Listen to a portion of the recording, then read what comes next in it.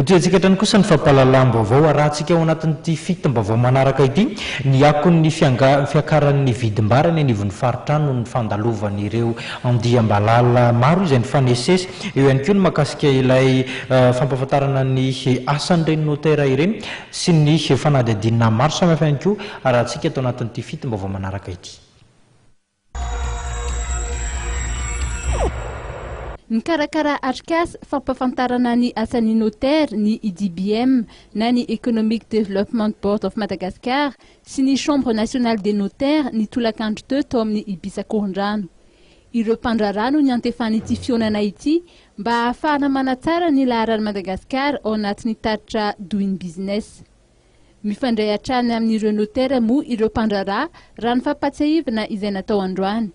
Anisan'ny andreketan'izy ireo ny fanomezana torohevitra ho an'ireo mpandrarà eo amin'ny fananganana orinasa, ny famolavolana ny statut, ny famolavolana fifanarahana raha misy fividianana na varotra foto-drafitr'asa, na ihany koa famarotana orinasa raha tsy ilaza afa-tsy ireo.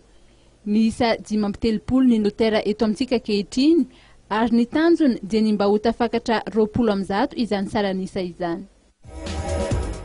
Manomboka misy fiantraikany eo amin'ny vidim-bary amin'ny faritra sasany ny firongatry ny andiam-balala raha ny taritra izay navoaka ny ODR na ny Observatoire du Riz. Ao anatin'ny fotoana fivokaran'ny vary mihitsy izao firongatry ny andiam-balala izao.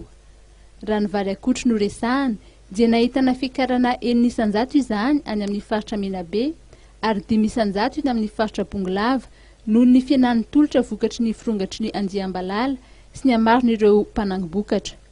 Ny tsy fandriam-pahalemana kosa no mahatonga ho 900 ny fiakaran'ny vidim-bary any Mahatsiatra ambony. Ho an'ireo faritra sasany kosa dia minamary toerana na somary nahitana vidinana kely izany vidim-bary izany. Ho toy ny fampiarana nouvelle politique de formation na ny réforme momba ny fampianarana ao amin'ny akademia miaramila Tsirabe dia mifandehanana lavitra ny faritra tsy misy foto-drafitr'asa sy saro-dalana indray nataon'ireo mpianatra ho manamboninahitra ao amin'ny sekoly izay avy amin'ny andiany faha 4-30, 5-30, 9-30 sy ny andiany iraisam-piadiana fa 7 ary ny andiany manokana fa 7. Mahatratra 200 kilometatra eo ny halaviran-dalana nale ka novotaina tao anatin'ny efatrandro izany.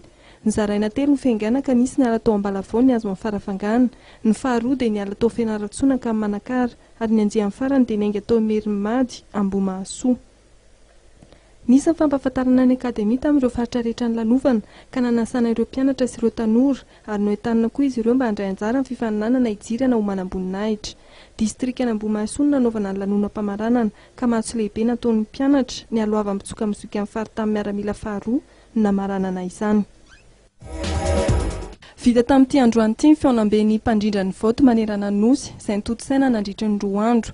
Nifantoka tamin'ny raharaham-pirenena ka nivoatra tamin'izany ny resaka fifidianana sy ny fehi-kevitry ny FFKM ary ny fijerena ny tomban'ezaka vita amin'ny voto izay fiaonam-be tanterahana izay.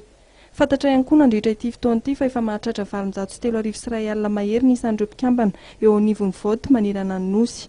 Ary misokatra ihany koa ny birao ny voto eny Ambomamora Itosy ka tamin'ity androany ity no nampahafantarana izay nandritra ny valan-dresaka ho an'ny mpanao gazety.